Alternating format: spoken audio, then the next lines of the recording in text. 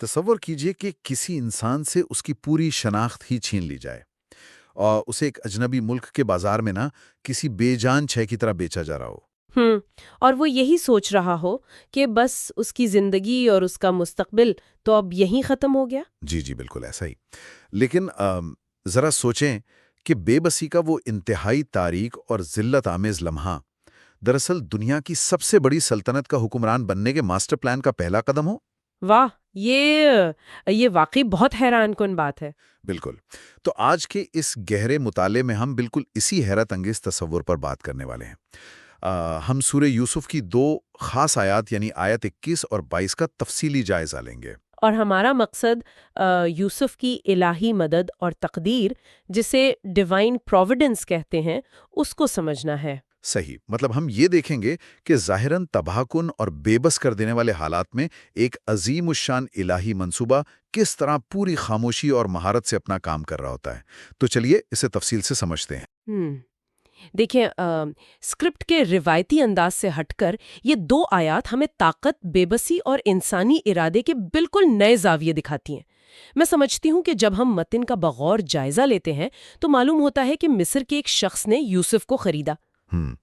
ایک عام سی تاریخی بات لگتی ہے۔ جی، مطلب یہاں تک تو ایسا ہی لگتا ہے کہ غلام بک گیا، مگر اچانک کہانی ایک عجیب موڑ لیتی ہے۔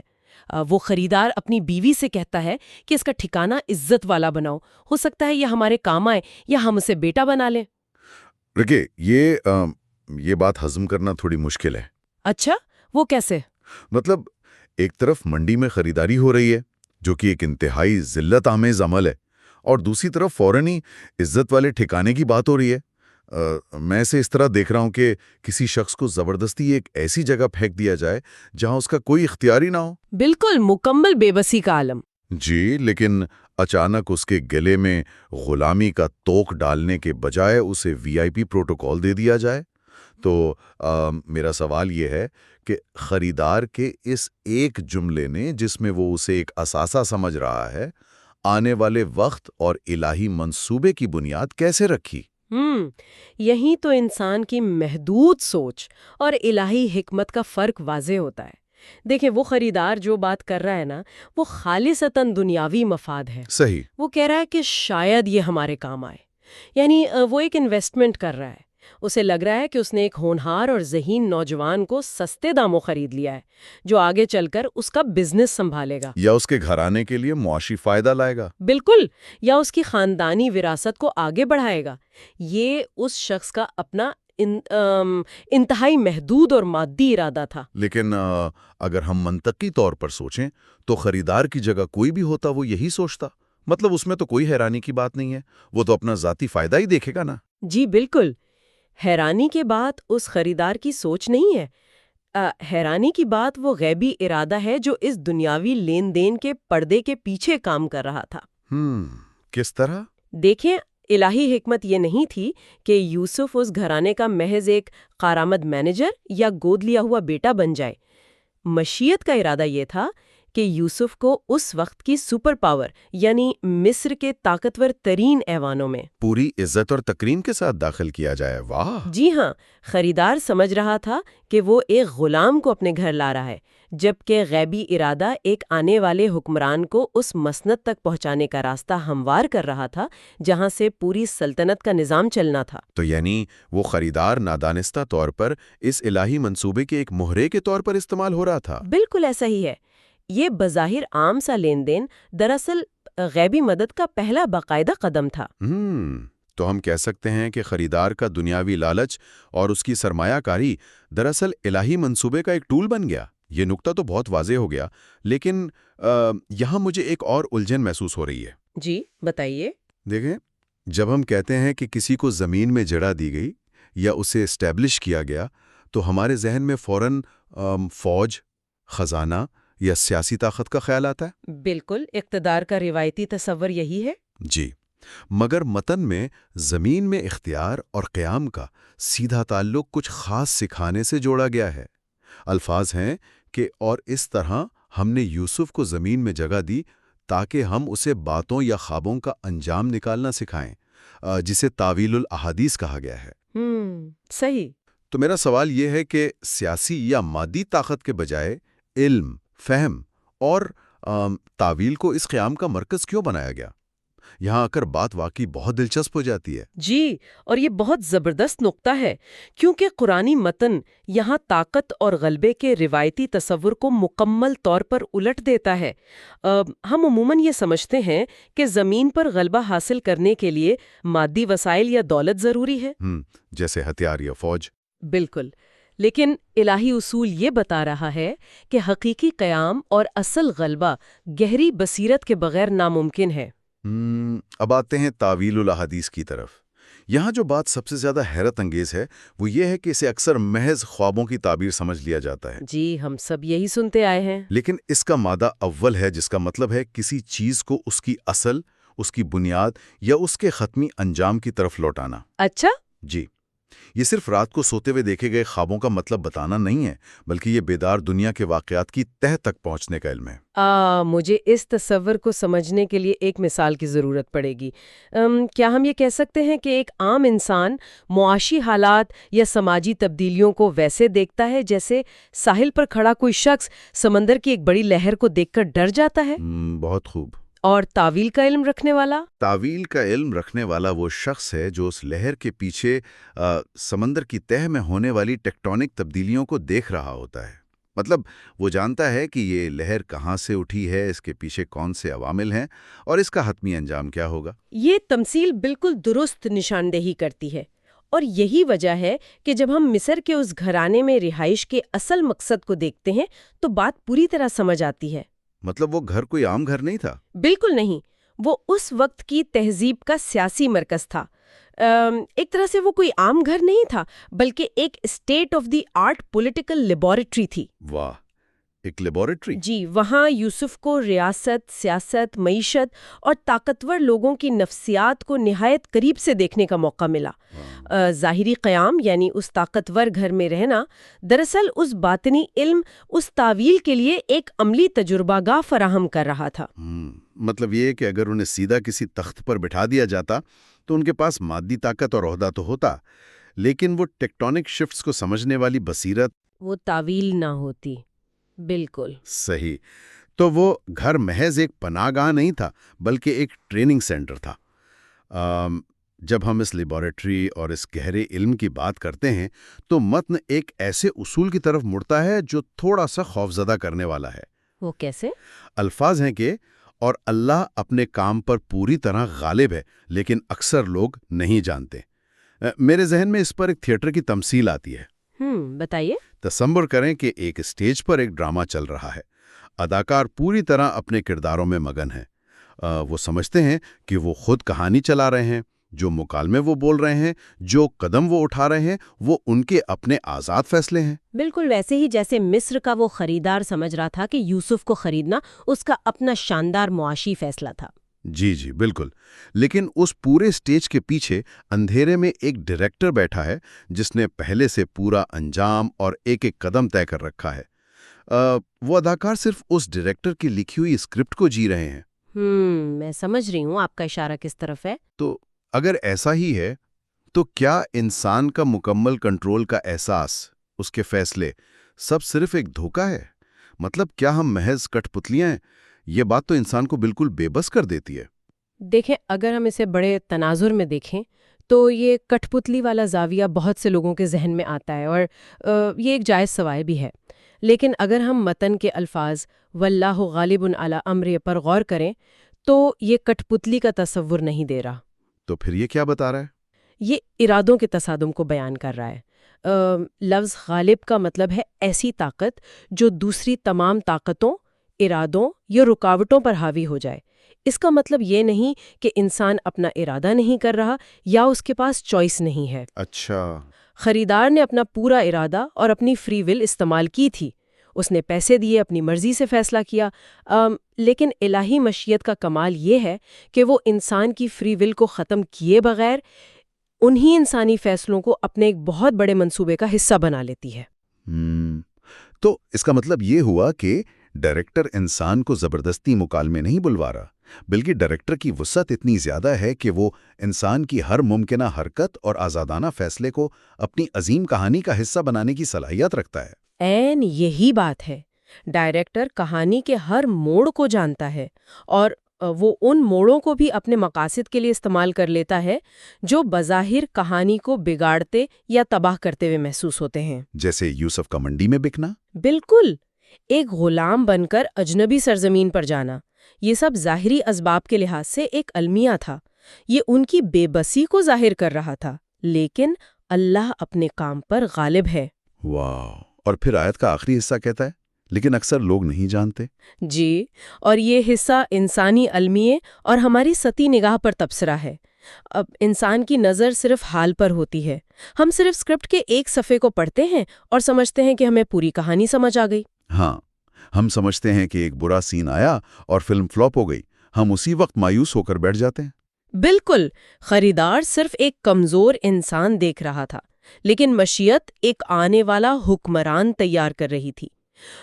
ڈیوائن پروویڈنس یا تقدیر کی اصل بنیاد یہی ہے کہ چیزیں بظاہر کچھ اور لگتی ہیں۔ جی، وہ بے ترتیب، ظالمانہ یا بے معنی لگ سکتی ہیں، لیکن ان کے پیچھے ایک غیبی ارادہ انتہائی خاموشی اور مکمل مہارت سے اپنا کام کر رہا ہوتا ہے۔ انسانی لا علمی اس منصوبے کو نہ تو دیکھ سکتی ہے اور نہ ہی اپنے سطحی فیصلوں سے اسے روک سکتی ہے۔ یہ لا علمی واقعی انسان کو بہت جلد مایوس کر دیتی ہے۔ مطلب ہم فوراً نتیجے پر پہنچنا چاہتے ہیں۔ ہم چاہتے ہیں کہ اگر کوئی منصوبہ ہے تو وہ بس آج ہی مکمل ہو جائے۔ لیکن ایسا ہوتا نہیں ہے۔ کسی بھی بڑے منصوبے کو پکنے میں وقت لگتا ہے، جیسے ایک درخت کو پھل دینے میں وقت لگتا ہے۔ بالکل، اور یہی بات ہمیں آگے لے کر چلتی ہے۔ متن بتاتا ہے کہ اور جب وہ اپنی پوری جوانی یا پختگی ہو پہنچا، ہم نے اسے حکم اور علم عطا کیا۔ یہاں عربی لفظ اشدھے کا ذکر ہے نا؟ جی ہاں، اشدھا کا مطلب جسمانی اور ذہنی پختگی کی وہ منزل ہے جو وقت گزرنے کے ساتھ آتی ہے۔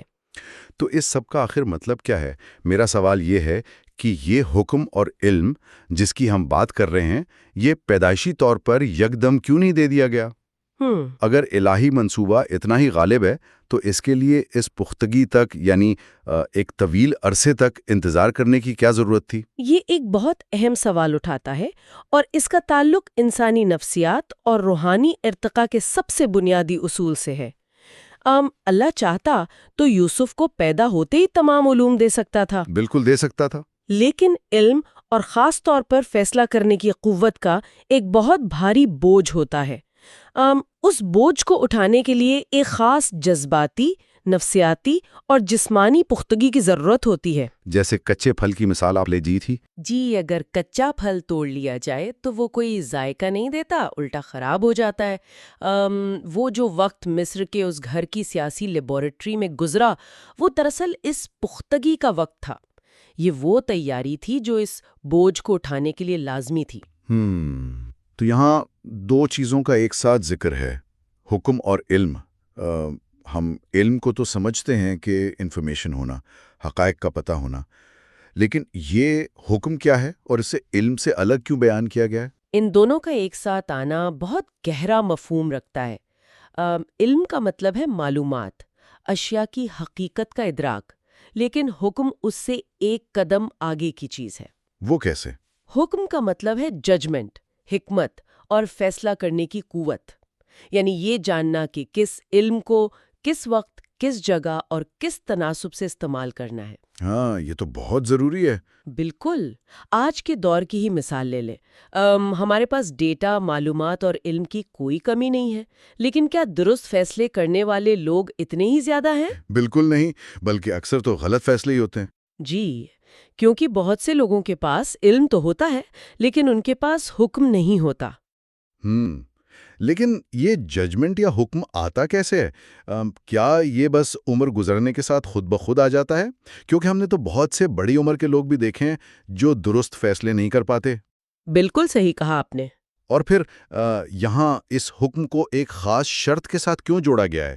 کیونکہ آیت کا اختتام ان الفاظ پر ہوتا ہے، اور ہم نیکی کرنے والوں یعنی محسنین کو اسی طرح بدلہ دیتے ہیں۔ ایسا لگتا ہے جیسے یہ حکم کسی محنت کا انعام یا بدلہ ہے۔ جی، یہ خود بخود نہیں آتا، اور یہی وہ نقطہ ہے جہاں محسنین کی بات آتی ہے۔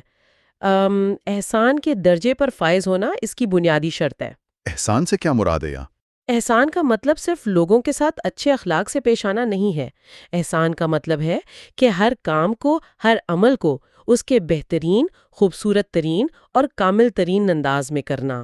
چاہے حالات کیسے بھی ہوں۔ جی، چاہے حالات آپ کے کتنے ہی خلاف کیوں نہ ہوں۔ اور آپ نے جو پوچھا کہ تکلیف یا طویل انتظار کیوں ضروری ہے، اس کی وجہ یہ ہے کہ حکم یعنی ججمنٹ ہمیشہ حالات کی بھٹی میں تپ کر بنتی ہے۔ ہم مجھے اس بات پر تھوڑا سا اور سمجھائیں کہ مشکل حالات اور حکم کا آپس میں کیا تعلق ہے؟ کیا کوئی شخص آرام دہ ماحول میں ایک محفوظ کمرے میں رہتے ہوئے حکمت حاصل نہیں کر سکتا؟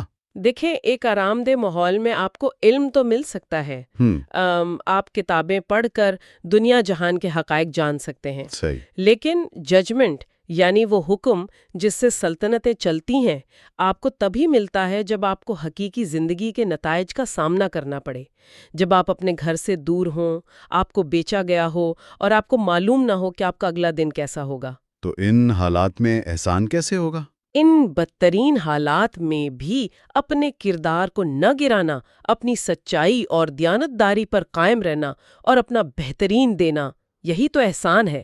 اور جب انسان اتنی شدید مشکلات، بے بسی اور اندھیرے میں بھی احسان کا دامن نہیں چھوڑتا، تب اس کی شخصیت میں وہ پختگی آتی ہے۔ وہ ریزیلینس آتی ہے۔ جی، جو اسے حکم کے قابل بناتی ہے۔ الہی حکمت یہ بتا رہی ہے کہ کائنات کے راز اور یہ گہرا علم کسی بھی شخص کو محض یوں ہی تحفے میں نہیں بانٹ دیا جاتا۔ یہ طویل صبر اور مشکل ترین حالات میں احسان کی روش اختیار کرنے کا صلہ ہے۔ واہ، یعنی حکم کی ڈگری حاصل کرنے کے لیے احسان کی بھاری فیس ادا کرنی پڑتی ہے۔ بالکل ایسا ہی ہے۔ اور وہ فیس ان مشکل حالات میں دی جاتی ہے جب آپ کا دل چاہ رہا ہو کہ آپ سب کچھ چھوڑ کر ہار مان لیں۔ یہ واقعی ایک کڑوا لیکن بہت طاقتور سچ ہے۔ اگر ہم آج کی اس پوری گفتگو کو سمیٹیں تو ہم نے ایک بظاہر بے بس انسان کے سفر کو دیکھا جو مصر کے ایک بازار میں خریدا گیا، لیکن وہ ذلت اور خریداری دراصل عزت کے ایک ایسے ٹھکانے کی طرف پہلا قدم تھی جو تاریخ کی سب سے بڑی سیاسی لیبارٹری ثابت ہوئی۔ ہم نے یہ سمجھا کہ زمین میں قیام صرف عہدہ یا اقتدار ملنے کا نام نہیں، بلکہ تعویل یعنی چیزوں کی تہہ میں موجود ٹیکٹونک شفٹس کو دیکھنے کی صلاحیت کا نام ہے۔ جی، بالکل صحیح خلاصہ کر رہے ہیں آپ۔ ہم نے اس حیرت انگیز الہی غلبے کو دیکھا جو انسان کی فری ول اور ظاہری لا علمی کے باوجود اپنے اسکرپٹ کو، اپنی ڈائریکشن کو پایا تکمیل تک پہنچاتا ہے۔ اور سب سے اہم بات ہم نے یہ سیکھا کہ بصیرت اور درست فیصلے کرنے کی قوت یعنی حکم اچانک آسمان سے نہیں گرتی۔ اس کے لیے حالات کی بھٹی سے گزرنا پڑتا ہے، اور یہ ان لوگوں کو انعام میں ملتی ہے جو بدترین حالات میں بھی احسان کا راستہ نہیں چھوڑتے۔ جی، اور دیکھیں، اگر ہم اس قدیم علم کو، ان قرآنی آیات کے فلسفے کو آج کے انسان کی زندگی پر منطبق کریں تو یہ مطالعہ ہمیں ایک بہت گہرا اور ٹھوس اطمینان بخشتا ہے۔ وہ کیسے؟ ہم سب کی زندگیوں میں ایسی صورتحال پیدا ہوتی ہے جہاں ہمیں لگتا ہے کہ سب راستے بند ہو گئے ہیں، حالات ہمارے قابو سے باہر ہیں۔ کوئی جاب کا چھوٹ جانا، کسی رشتے کا ٹوٹ جانا، یا کوئی ایسا معاشی نقصان جو ہمیں بے معنی، غیر منصفانہ اور تکلیف دہ لگتا ہے۔ بالکل، ہر انسان کبھی نہ کبھی اس سے گزرتا ہے۔ ہم اکثر مایوس ہو کر سوچتے ہیں کہ بس سب ختم ہو گیا، لیکن آج کا یہ جائزہ ہمیں سکھاتا ہے کہ شاید وہ مشکل لمحہ، وہ ظاہری ناکامی، دراصل ہماری زندگی کا وہ مصر کی خریداری والا لمحہ ہو۔ واہ!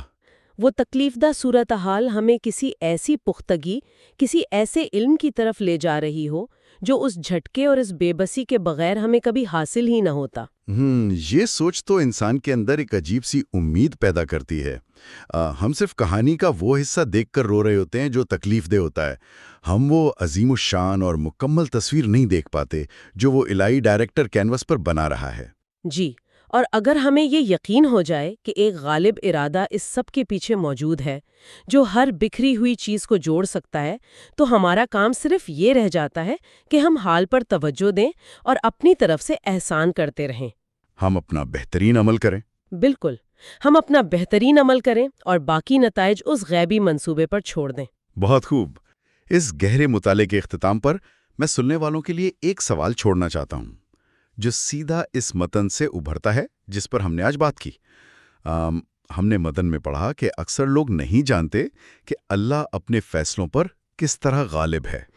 تو اس بات پر ضرور غور کیجیے گا کہ اگر ہماری نگاہ اتنی ہی محدود ہے اور ہم الہی منصوبے کی وسعت کو واقعی نہیں دیکھ سکتے تو کیا یہ ممکن نہیں کہ ہماری روزمرہ کی مایوسیاں، ہمارے ٹوٹے ہوئے خواب اور وہ واقعات جن پر ہم آج کڑ رہے ہیں وہ دراصل کسی بہت بڑے، اندیکھے اور انتہائی شاندار منصوبے کا ویسا ہی ابتدائی اور کڑوا حصہ ہوں جیسا یوسف کے لیے وہ بازار کا منظر تھا؟ یہ واقعی سوچنے کی بات ہے۔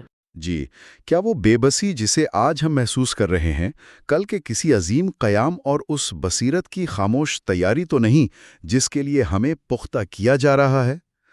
اس سوال پر ضرور سوچیے گا۔ آج کے اس تفصیلی جائزے میں شامل ہونے کا بہت شکریہ۔